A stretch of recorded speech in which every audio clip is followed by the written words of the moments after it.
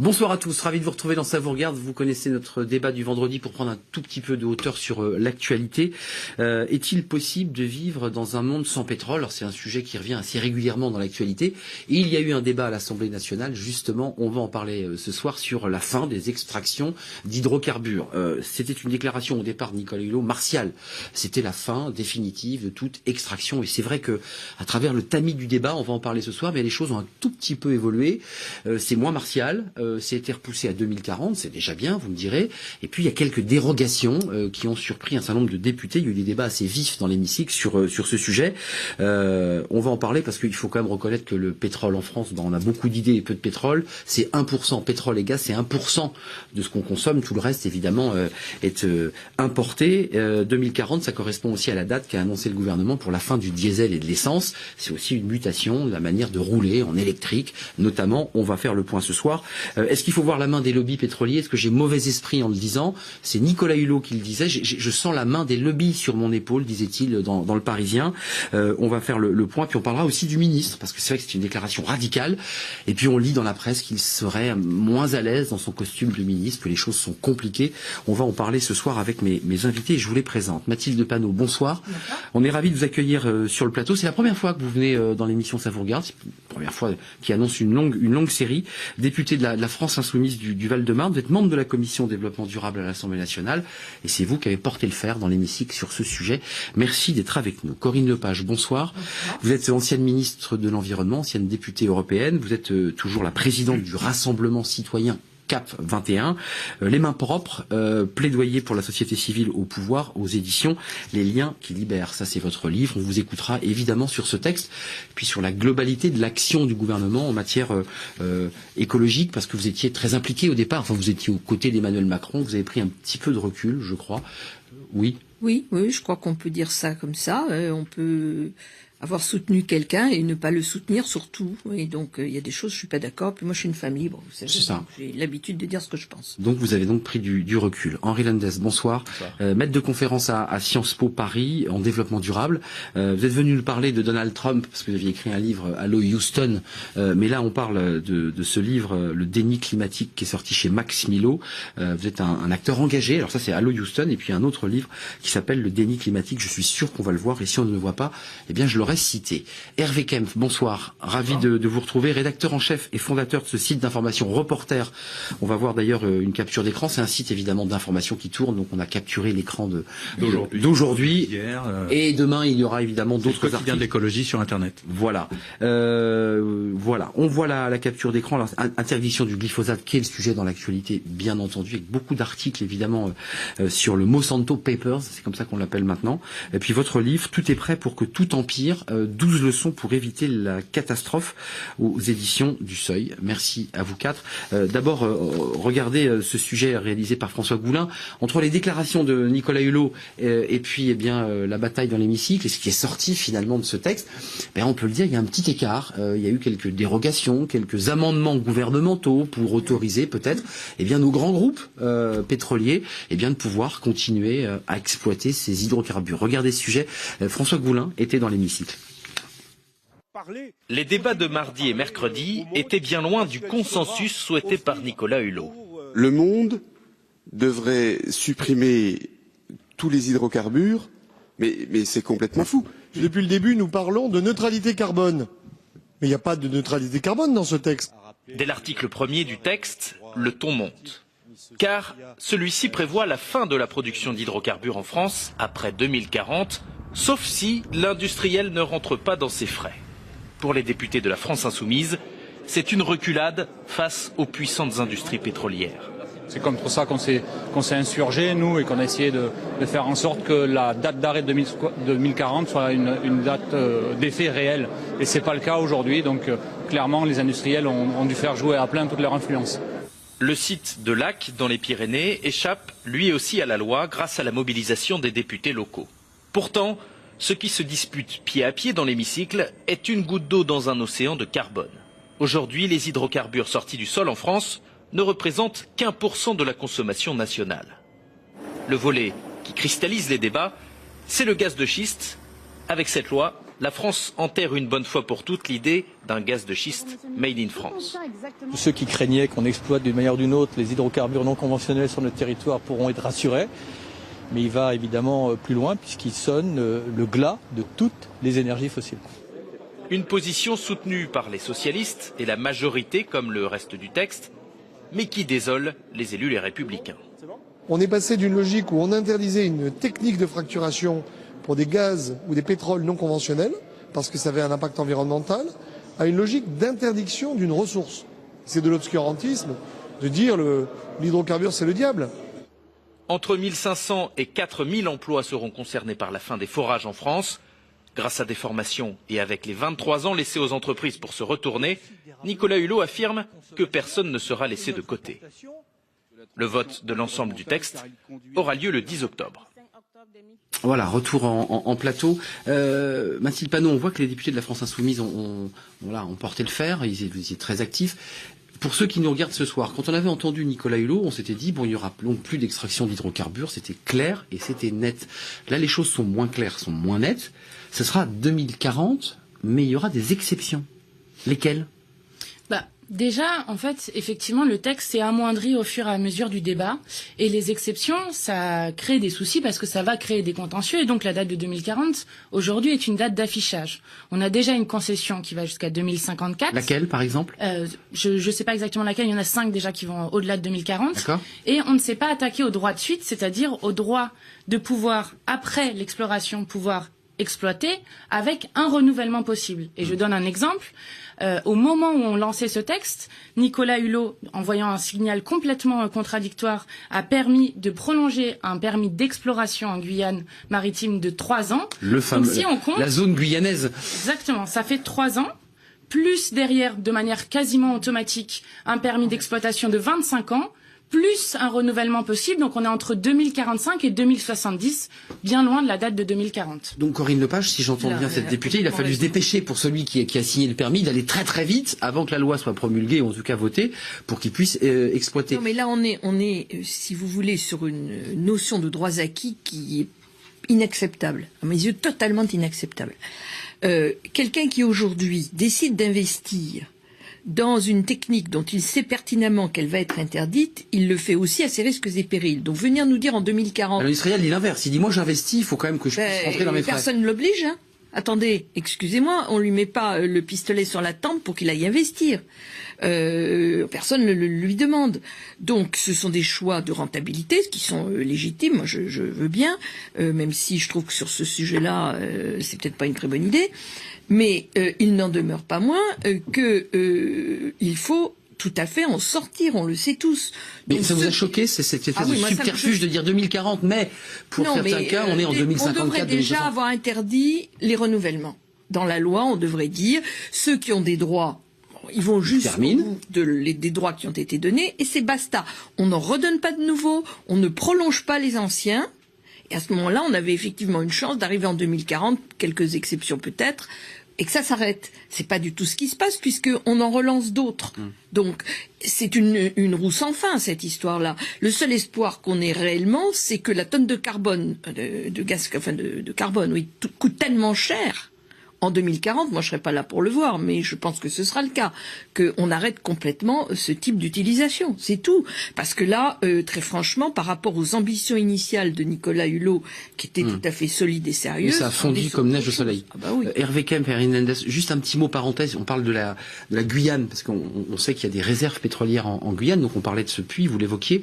Je me souviens d'une ministre, me semble-t-il, qui avait, entre guillemets, sauté, malheureuse, et on a une pensée évidemment pour ses proches, puisqu'elle nous a quittés il y a quelques mois, qui avait, on peut le dire, sauté, parce qu'elle avait osé défier la puissance pétrolière. Enfin, c'est un sujet éminemment sensible quand même. Oui, c'était en juillet 2012, effectivement, et c'était un permis à l'époque de Shell, et Total était associé, et elle avait dit non, c'est évidemment contraire à nos engagements par rapport au changement climatique, parce qu'il faut rappeler que derrière ces hydrocarbures, c'est pour limiter les émissions de gaz à effet de serre, et les hydrocarbures, le pétrole, le gaz, quand on le brûle, ça dégage beaucoup de CO2, de gaz à effet de serre, et donc l'enjeu, il est là. Effectivement, Madame Bricq avait été limogée quasiment quasiment du jour au lendemain par, à l'époque, Monsieur Hollande. Et là, on voit la puissance. Monsieur Hulot n'a pas cherché à interdire comme Madame Bricq et a accepté ce permis qui est aussi bien symboliquement qu'écologiquement et que politiquement un vrai problème. Henri Lenders, vous en pensez quoi, vous, de cette loi? Parce que, au départ, quand on a entendu Nicolas Hulot l'annoncer, il y avait un côté affichage, un peu de communication, puis on s'est dit, après tout, en France, on n'a pas beaucoup de pétrole, c'est 1% de notre consommation, c'est rien. Et en même temps, on se dit qu'on va devenir leader, même si on a beaucoup de critiques à faire à ce texte, on devient leader, après tout, en annonçant ça. Dans le sens aux yeux de tous les pays du monde. Objectivement, il n'y a pas d'autre pays du monde qui, dans la loi, inscrit la fin de la production d'hydrocarbures sur son territoire. Effectivement, le Costa Rica fait un moratoire. Ça, c'est quelque part plus intéressant. Parce que là, on arrête tout de suite. Et honnêtement, si on regarde les objectifs de l'accord de Paris, si on écoute la science sur le climat, il faudrait arrêter beaucoup plus tôt. Bien sûr. Même avant 2030, finalement, si on veut être suffisamment ambitieux. La seule chose que je me félicite quand même de cette loi, pas du tout sur ses détails, mais éventuellement, on pourrait voir une mobilisation d'autres pays dans ce sens. Et peut-être que le terrain... Un effet d'entraînement. Un effet d'entraînement serait le minimum qu'on devrait espérer de cette loi, parce qu'on va pas assez loin, et donc la France est leader un petit peu dans la forme. Dans la fond, on est encore loin derrière. Mais c'est urgent. Et on le dit pas assez, qu'on n'a pas 20 ans pour vraiment changer. Et on l'a vu avec la COP. On a quelques années pour vraiment changer. Donc, je crois qu'on n'est pas vraiment... on martèle pas suffisamment ce message-là, qu'on est à une question d'une décennie pour radicalement changer notre système énergétique, voire 5-6 ans. Donc, effectivement, il y a un potentiel effet d'entraînement derrière. Je me félicite que Nicolas Hulot ait porté cette loi.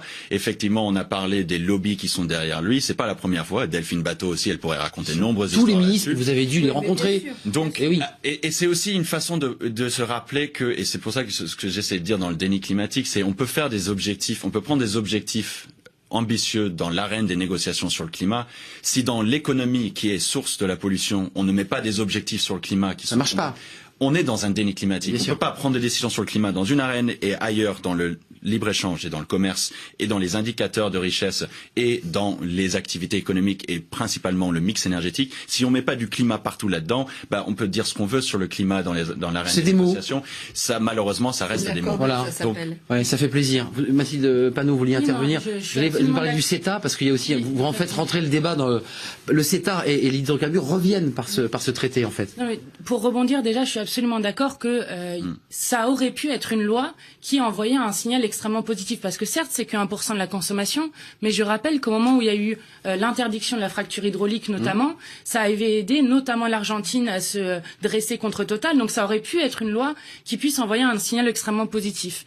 Mais il y a un énorme problème de cohérence dans cette loi, et c'est ce que nous on a pointé, c'est qu'au moment même où on regarde cette loi et on parle de cette loi, au moment même, c'est le moment où le CETA arrive en application, sans même que le Parlement ait voté dessus d'ailleurs. Et d'ailleurs, Nicolas Hulot lui-même a dit qu'il y avait un problème de... Ça va arriver, dit-on, on l'entend, ça va arriver. Et le CETA, en fait, ça veut dire que la France va importer massivement du pétrole, notamment issu des bitumineux, qui est 49% plus polluant que le pétrole conventionnel. Et donc, ça crée un énorme problème de cohérence. C'est-à-dire que on fait une loi où chez nous, on ne fait pas ça. Mais on va le chercher ailleurs. Mais on va le chercher ailleurs. Et quand nous, on a demandé, par exemple, à ce que les subventions directes ou indirectes aux exploitants soient enlevées à l'international, ça nous a été refusé en disant liberté d'entreprendre, liberté d'entreprendre. Et je pense qu'il y a vraiment des choses à revoir sur la Constitution quand jamais l'intérêt général ne peut primer sur nos conditions de survie, c'est-à-dire le réchauffement climatique. Ça, c'est le rêve de la 6e République. En tout cas, c'est une des propositions de la 6e République. Corinne Lepage, juste une question un peu de béotien, parce qu'il y a des Français qui regardent la télé, qui ont peut-être fait le plein avant de s'asseoir sur leur fauteuil, et qui se disent, mais tout ça, c'est bien sympathique, mais comment on fait pour vivre sans pétrole? Enfin, je veux dire, cette idée, les Français disent, moi, je vais quand même à la station-service, quoi. Oui, parce qu'aujourd'hui, on a des véhicules automobiles qui font que ça marche à l'essence, qui est déjà mieux que le diesel. Mais vous voyez, on s'est engagé à 2040 à sortir de ce système. Donc ça correspond à peu près. Ça n'a rien de formidable. Les Allemands considéraient que c'était 2030 chez eux. pour sortir de l'essence et des moteurs. Un délai de 10 ans plus court que le nôtre. Oui, absolument. Et ils disent que c'est possible. Bah oui, puisqu'ils ont décidé, en général, quand ils décident d'un truc, les Allemands, ils le font. Hein, ils mettent ce qu'il faut derrière pour le faire. Donc, moi, je pense tout à fait qu'on peut se passer du pétrole, mais ça veut dire plus de pétrochimie. Donc, ça veut dire aller vers une chimie verte, une chimie végétale. Je veux dire que c'est tout le système économique qui... Et donc, excusez-moi Corinne Lepage, donc les emplois qui en dépendent et qui vont avec. Il y a des milliers d'emplois, il y a des centaines de milliers d'emplois. Mais vous avez, je prenais l'exemple de la chimie verte, si vous avez plus de chimie pétrolière, ça ne veut pas dire que vous n'avez pas d'emploi pour fabriquer les produits dont nous aurons besoin, peut-être en moins grand nombre d'ailleurs, issus du végétal. Hein? Hervé Kempf, il faut rappeler la mutation. Oui, mais attendez, la question, c'est pas, puisque c'est les téléspectatrices et les téléspectateurs qui peut-être ont fait leur plein aujourd'hui, et puis très bien, mais la question à se poser, c'est pas comment est-ce qu'on va vivre sans pétrole, c'est comment vivrait-on dans un monde qui serait 2 à 3 degrés Celsius supérieur à la température antérieure. Et est-ce que faut prendre le problème dans l'autre sens. Mais oui, c'est comme ça qu'il faut le prendre. C'est ça qu'il faut éviter. À Saint-Martin, à l'île de Saint-Martin, ils ne se sont pas posé la question qu'est-ce que je vais faire C'est en pétrole. Je dis comment est-ce que ma maison a été balayée par un cyclone et peut-être des personnes ont disparu. Donc c'est comme ça qu'il faut poser le problème. Je vais revenir en arrière sur un point et qu'on a évoqué par rapport à la Constitution, que Mathilde Panot a évoqué et peut-être qu'on l'intérêt général.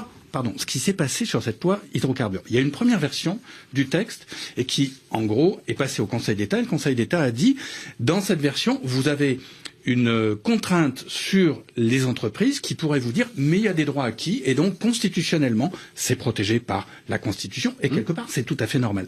Mais il y a une autre chose dans la Constitution. Il y a le préambule de la Constitution qui s'appelle la Charte de l'environnement et qui dit il faut prendre en compte d'abord l'intérêt général et l'intérêt des générations futures par rapport à l'environnement.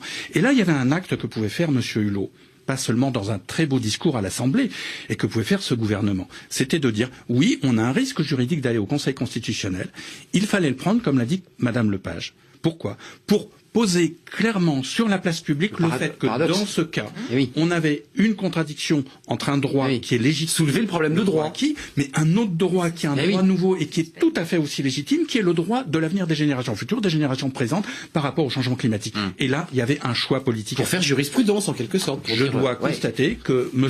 Macron ne l'a pas pris et que M. Hulot ne l'a pas pris non plus. Et donc il a fait un très beau discours à l'Assemblée nationale, mais il a accepté, comme ça a été très bien expliqué par Mathilde Panot, un certain nombre d'exceptions qui nuisent très profondément à sa démarche.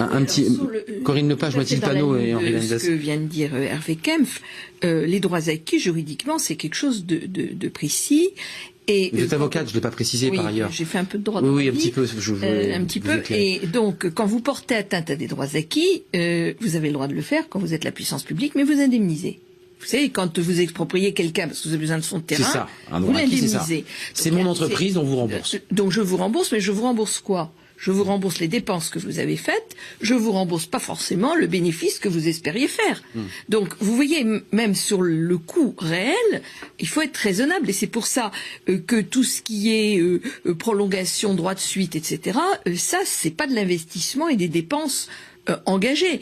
C'est une espérance de gain. Ça s'indemnise pas nécessairement. Question pour les Français qui regardent. Ils ont entendu Nicolas Hulot, ils ont un ministre médiatique. C'est un homme qui est connu médiatiquement. Qu'est-ce qu'on lui a dit à l'oreille à Nicolas Hulot, selon vous ? Qu'est-ce que les lobbies ont pu lui dire ? Qu'est-ce que le gouvernement a pu lui dire à l'oreille ? Attention, il y a des emplois. Attention, on a des investissements. Qu'est-ce qu'on a pu lui dire pour que il évolue sur sa position ? Il y a des lobbies extrêmement forts. Je ne sais pas exactement ce qu'ils lui ont dit, mais c'est important de. Enfin, je suis complètement d'accord sur le fait qu'ils auraient pu jouer sur cette charte de l'environnement qui donne à chacun le droit de vivre dans un environnement sain et équilibré, qui est dans le bloc constitutionnel pour dire que ça prévalait sur la liberté d'entreprendre. Et en plus de ça, en fait, ce qu'il faut voir, c'est que souvent on nous dit liberté d'entreprendre et attention aux contentieux. Mais plus on fait d'exceptions dans cette loi, plus on donne des failles sur les contentieux. Et quand je vous parlais du traité de libre-échange entre le Canada et l'Union européenne. Dans ce traité de libre-échange, il va y avoir la mise en place de tribunaux d'arbitrage qui sont contestés d'ailleurs aux transnationales d'attaquer les États. Et par exemple, je donne un exemple, l'Égypte avait été attaquée suite à ce qu'on a appelé les printemps arabes. Ils avaient augmenté le salaire minimum de 41 à 72 euros par mois et Veolia a attaqué ça en disant que ça nuisait à leur liberté d'entreprendre justement. Et on peut très bien imaginer que si les tribunaux d'arbitrage étaient déjà mis en place maintenant, Total pourrait très bien attaquer l'État français. En disant, ça a une incidence sur mon chiffre d'affaires, mon économie, mon activité. Exactement. Et ça, c'est une attaque à la souveraineté des États, et c'est absolument inadmissible d'accepter ce genre de choses. Et c'est ça que, en fait, on est dans un pas qui aurait pu être un pas symbolique intéressant, et qui est en fait raté à cause de toute la politique gouvernementale qui est faite. Juste pour être concret, Henri Lenders, j'ai bien compris, l'extraction en Guyane, elle ira au-delà de 2040. Oui, et en un mot, on utilisera cette extraction jusqu'à temps qu'il n'y ait plus de pétrole dans la nappe. Enfin, c'est un peu le sentiment qu'on a quand même. L'industriel va aller jusqu'au bout, en fait. C'est ça l'idée, non ? Malheureusement, en plus, c'est du conventionnel, si je me trompe pas. Ouais. Ça dure beaucoup plus longtemps, par exemple, que le non conventionnel, qui s'épuise un peu plus rapidement. C'est dans l'intérêt des entreprises d'aller au bout de la rentabilité et d'un investissement. C'est pour ça que je crois que là, c'est encore un autre moment. Et après, je vais revenir sur Hulot et ce qu'on a pu lui dire, parce que je crois que c'est lié. Oui, vous avez une idée de ce qu'on lui a dit à l'oreille? Non, je pense que je suis plutôt dans... Mon interprétation, c'est que le problème était plutôt au sein du gouvernement, plutôt que chez Hulot et qu'il y avait derrière lui. Parce que il y a d'autres personnes qui ont arbitré sur cela. Forcément, c'est interministériel ce qui se passe et ça vient peut-être de tout en haut. Et je pense, et là où j'interprète, où je me base pour cette analyse-là, c'est que je ne sens pas une compréhension du changement de paradigme, de comment on définit la richesse et comment on oriente une économie, dans la compréhension et les objectifs. Vous êtes plus dans la globalité, en fait, bien sûr. Je pense que si on parlait différemment de comment est-ce qu'on définit la richesse au XXIe siècle, comment est-ce qu'on valorise beaucoup plus économiquement l'économie sociale et solidaire, la production énergétique qui n'est pas polluante, comment est-ce qu'on lui donne encore plus un coup de boost, que ce soit sur la fiscalité et les investissements. Évidemment. Comment est-ce qu'on valorise tout ce qui est économie non marchande? Comment est-ce qu'on corrige le PIB? Quand le PIB, la part de la consommation énergétique dans le PIB est énorme. Donc si on change pas notre mix énergétique, le PIB, on peut continuer à essayer de le faire gonfler. On peut aussi reconstruire un territoire après une catastrophe naturelle et gonfler le PIB grâce à ça. Or, les catastrophes naturelles, on sait qu'ils vont malheureusement être plus intenses. Et elles sont intimement liées d'ailleurs au pétrole. Donc si on ne prend pas un petit peu plus à la base, relance l'économie en reconstruisant notre compréhension de ce que ça veut dire de la prospérité au XXIe siècle, et je pense pas que le président et que les autres personnes autour de lui sont suffisamment en train de se poser cette question-là. Ça va être très difficile pour Nicolas Hulot avec tout le poids médiatique qu'il a. Je pense que c'est très positif qu'il soit là, et moi je le soutiens honnêtement. Je soutiens Nicolas Hulot dans sa démarche parce que je pense justement qu'il est face à malheureusement une autre façon de penser l'économie, et c'est là où il faut impulser le plus de changements. Corinne Lepage, puis on verra et Hervé Kempf, puis on verra un sujet sur la méthanisation, ça va vous intéresser. Je partage ce qui vient d'être dit. Je pense que les lobbies ne sont pas allés parler à Nicolas Hulot. Non, ils ont parlé directement ils ont été parlé, au Premier ministre. Au niveau du dessus. Et quand vous êtes dans un gouvernement, vous défendez votre bout de gras, vous défendez votre thèse, et puis ensuite il y a un arbitrage. Bon, le seul choix que vous avez, c'est de dire, écoutez, les gars, c'est sans moi. La porte, c'est sans moi. Bon. Il aurait pu le faire, Nicolas Hulot, en disant je ne mangerai pas mon chapeau. C'est sans moi. Mais à partir du moment où il dit pas c'est sans moi, il exécute ce que... Ça veut dire qu'il accepte ces dérogations à 2054. Il accepte l'arbitrage qui a été rendu. Voilà, il n'y a pas 50 solutions. Alors ensuite, il peut mettre des nuances, faire des beaux discours, etc. Mais enfin, le choix... Il est là. Je pense qu'il a défendu, moi je le soutiens complètement, je pense qu'il a défendu autant qu'il le pouvait la thèse la plus forte. Puis ensuite on tranche. Et puis ensuite, ça a été tranché au-dessus de lui. Et le final cut, c'est pas lui qui l'a. Vous en pensez quoi, Hervé Kempf, pour clore? Parce qu'on est dans un mélange à la fois de la puissance publique, du pouvoir d'un ministre, et puis d'une décision qui aboutit pas forcément à ce qu'il attendait. La question que je me pose, c'est Henri Lenders a dit je crois que c'est positif que Nicolas Hulot soit au gouvernement. Moi, je me pose la question et en fait, je ne crois pas. Parce que je crois qu'il sert d'alibi. Il sert d'alibi à une politique. C'est pas que les lobbies ont été voir les premiers ministres et le président, c'est que le président et le premier ministre de ce gouvernement sont les lobbyistes. On est dans un système oligarchique, c'est-à-dire où il y a un croisement des intérêts privés et des intérêts publics qui est manifeste. Vous allez encore plus loin. Vous dites finalement on se sert de lui pour. Je crois que oui. Que c'est un sparadrap. Parce que vous voyez la situation politique. Monsieur Macron est le seul homme vraiment fort en termes de poids politique de ce gouvernement. Monsieur Philippe et les ministres, on ne retient pas leur nom, ils comptent pas. Le seul qui a un vrai poids, c'est Nicolas Hulot. Parce que, pour des très bonnes raisons, il a du poids. Donc, et ce poids, il pourrait le mettre dans la balance. Il a accepté d'être l'alibi et de valider une politique qui est néolibérale, et c'est pas moi qui le dis, il y a un éditorial dans les Échos d'hier, le journal possédé par monsieur Arnaud, qui dit, mais Monsieur Macron n'est pas social-libéral, il est néolibéral. Puis on le voit jour après jour, et Mathilde Panot, j'imagine, en parlerait mieux que moi. Donc on voit la politique qui est faite. Monsieur Hulot accepte, par solidarité gouvernementale, toute cette politique. Ce qu'il devra avoir en échange, c'est ok, j'accepte de valider votre politique néolibérale, mais vous me donnez beaucoup sur l'écologie. Or, il ne se bat pas. Alors qu'il a vraiment une arme très forte dans la main, c'est s'il part, le gouvernement de M.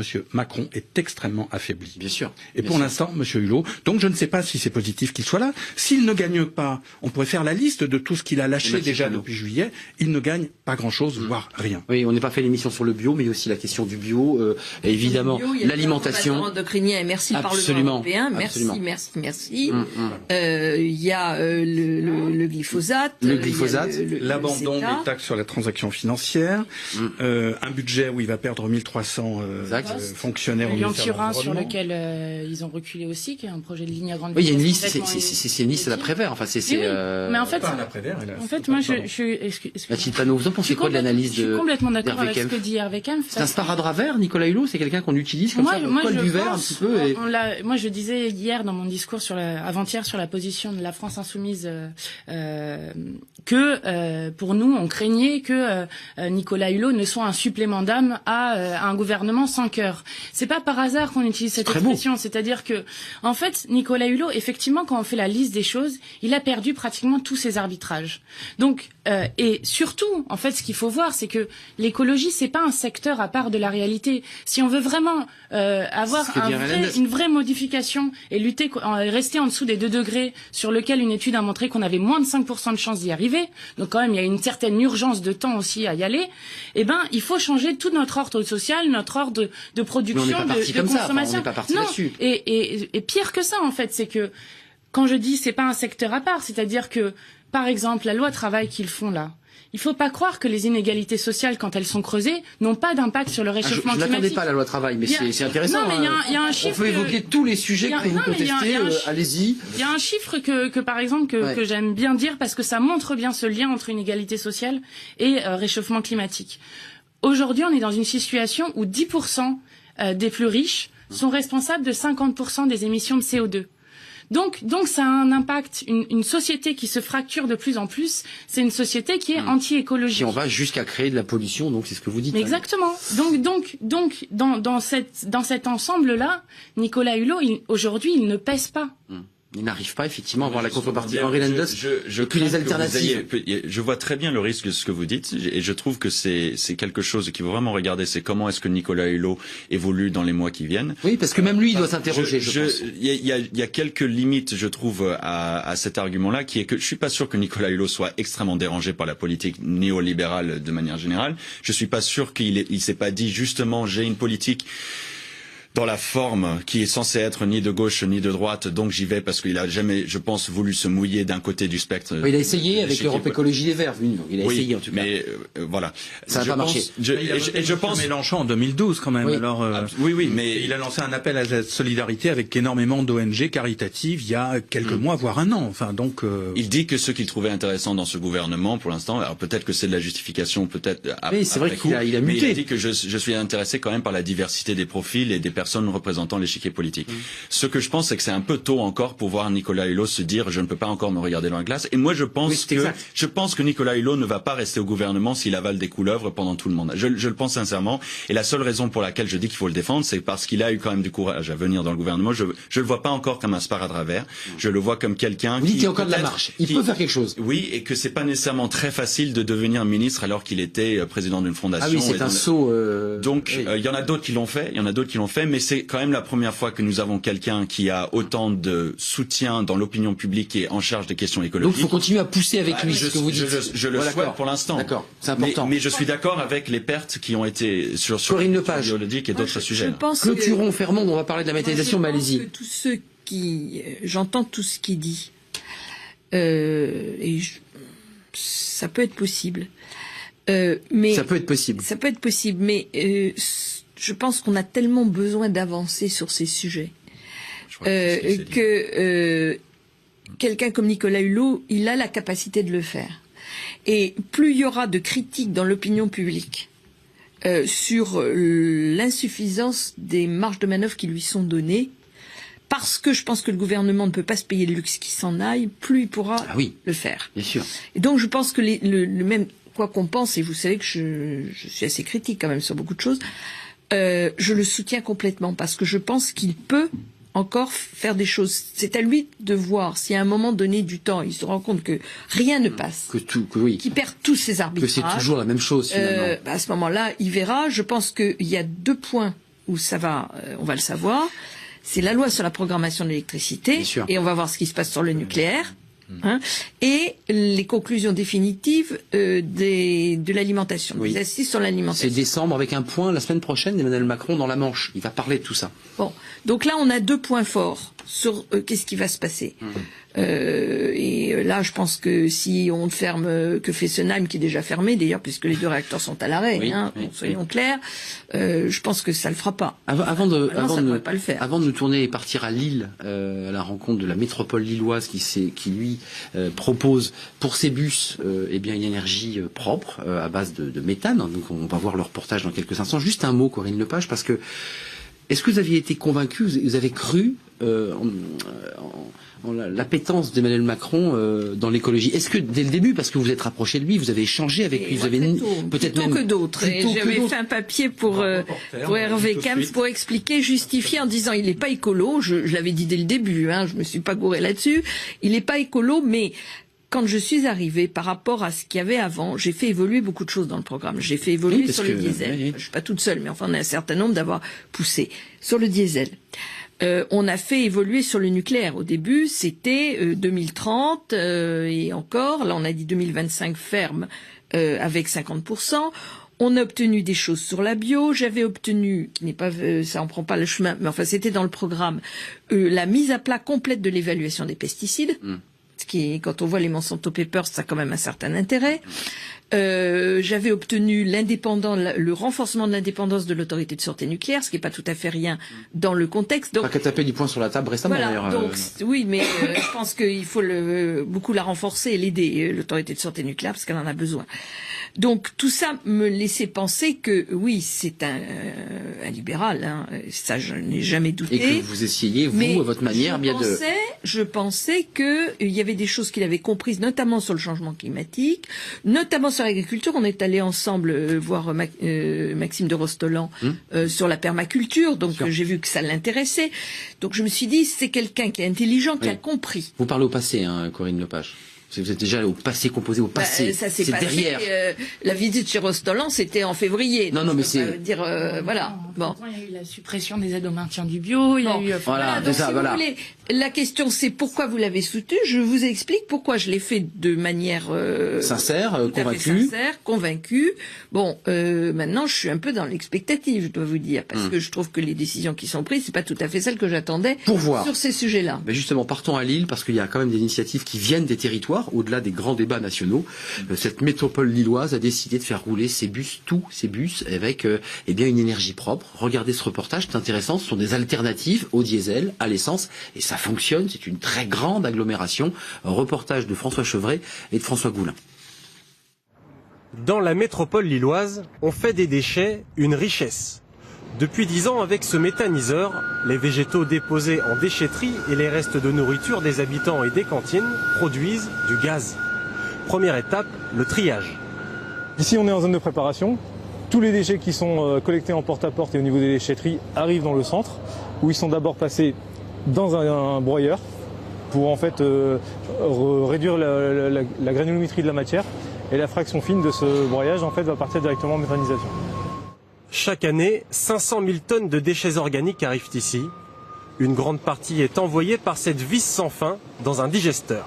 Les déchets y sont privés d'oxygène et maintenus à 57 degrés pour favoriser la fermentation.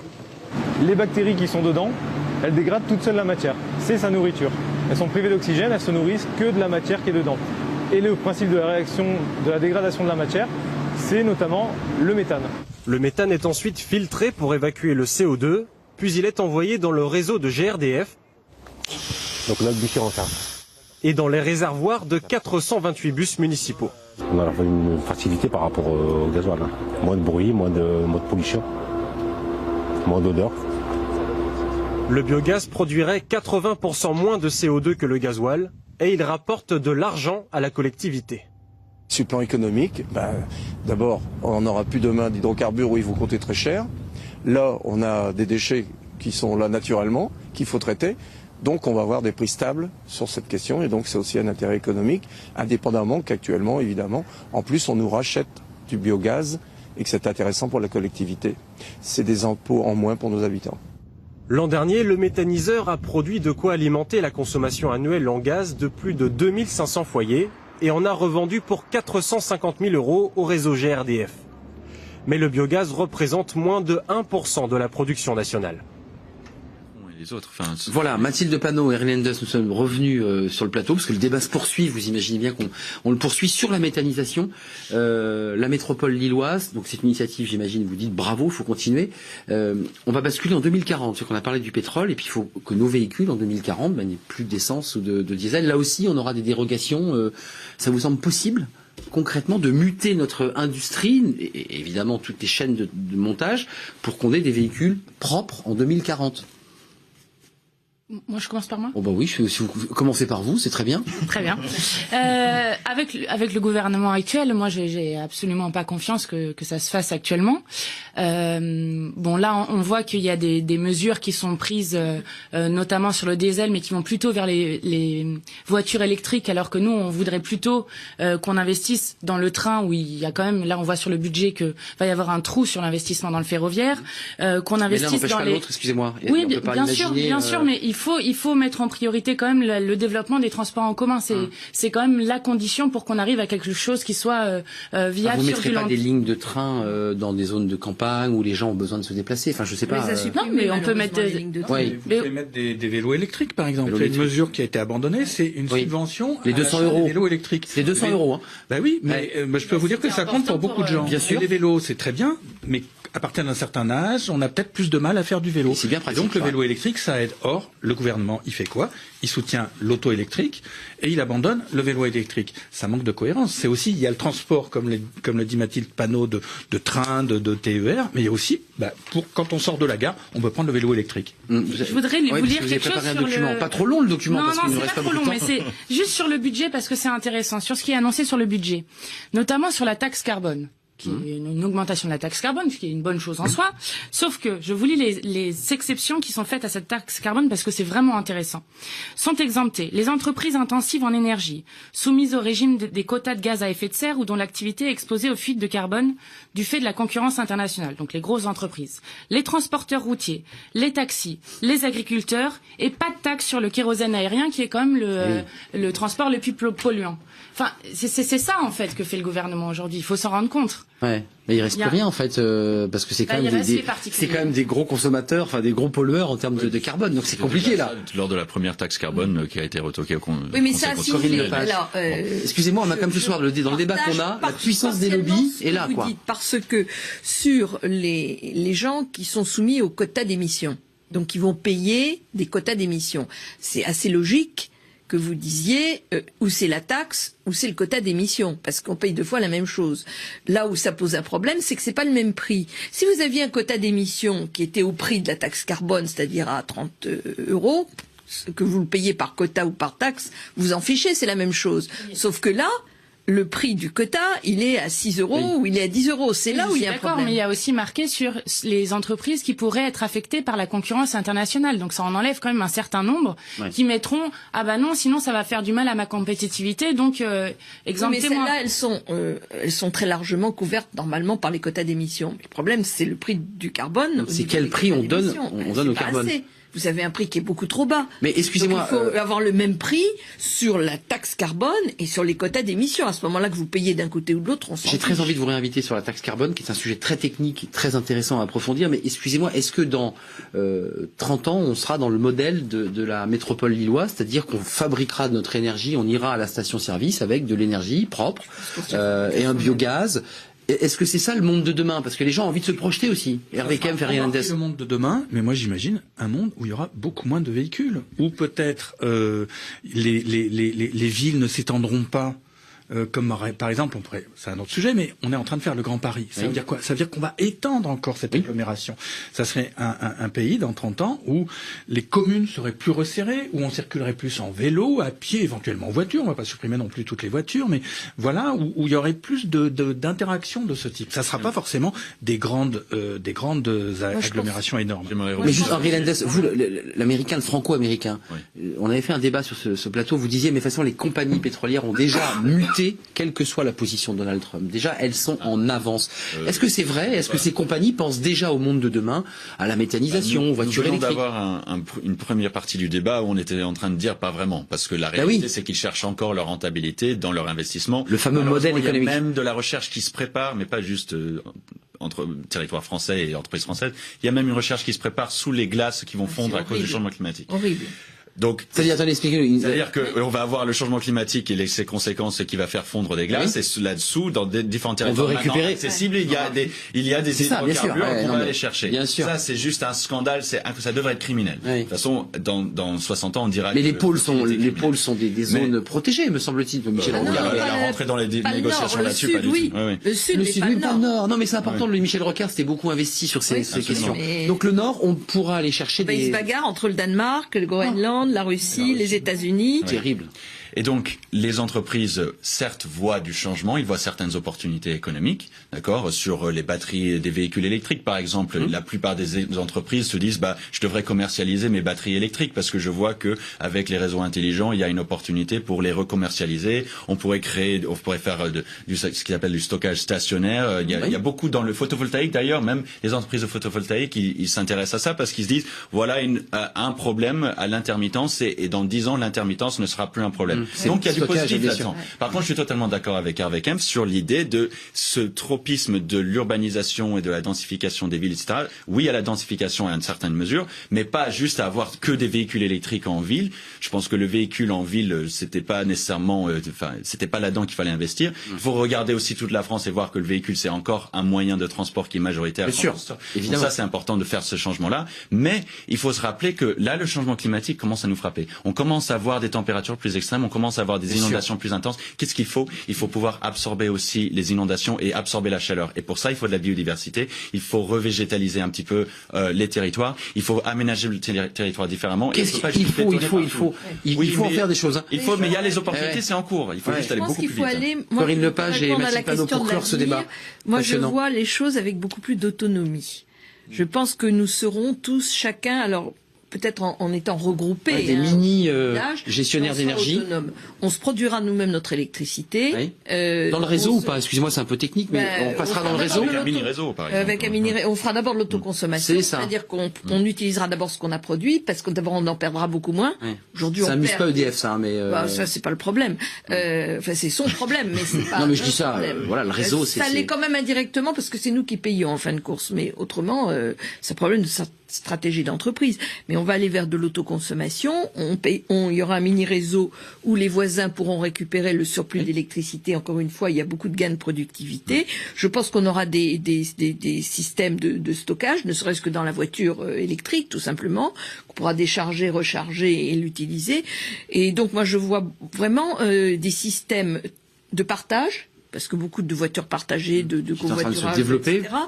Mais beaucoup d'autonomie. Je pense qu'on va vers l'autonomie énergétique et l'autonomie écologique de manière beaucoup plus large. Mathilde Panot, pour conclure, quelques mots. Parce qu'on est dans un panorama un peu sombre, on se dit qu'il peut se passer plein de choses, mais que ça avance pas assez vite, qu'on est très en retard, et que notre ministre est un peu en ce moment dans les cordes et qu'on attend des gestes forts.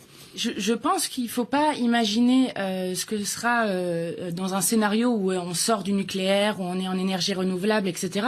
Il ne faut pas l'imaginer à consommation constante. Avec notre mode de vie, oui. Exactement, mais c'est terrible. Dans le plan Négawatt sur lequel nous on s'est beaucoup appuyé sur notre programme, donc qui planifie d'ici 2050 de 100% d'énergie renouvelable, il parle de sobriété et d'efficacité, donc la rénovation des logements. Ça sera le dernier mot, on est très en retard. On ne diminue pas la consommation, elle augmente très peu, mais on ne la diminue pas. C'est la question évidemment de notre mode de vie et de notre mode de consommation. Dernier mot, Mathilde Panot, 2 secondes. Non, et donc du coup, je disais par exemple sur cette rénovation des bâtiments, là on a Macron et Hulot qui disent on va contraindre les passoires énergétiques à rénover, etc. Mais de l'autre côté, sur les logements neufs, eh ben on permet que les normes environnementales. Je vous promets, vous allez revenir, Mathilde Panot, parce que c'était passionnant. Merci à vous quatre pour ce débat très riche. Merci Corinne Lepage d'être venue sur ce plateau. Merci Henri Landes, merci Hervé Kempf, reporter, site d'information. Vous avez une formule, site d'information. Le quotidien de l'écologie sur Internet. Voilà, c'est la formule. Merci à Mathilde Panot, députée de la France Insoumise du Val-de-Marne. Merci à vous quatre. Merci à vous qui nous regardez cette semaine. Merci à Sozik Bonvarlet, à toute l'équipe qui m'aide à faire cette émission. Je les remercie chaque fin de semaine parce que sans eux, je ne pourrais pas faire cette émission. Bonne soirée, bon week-end et à lundi.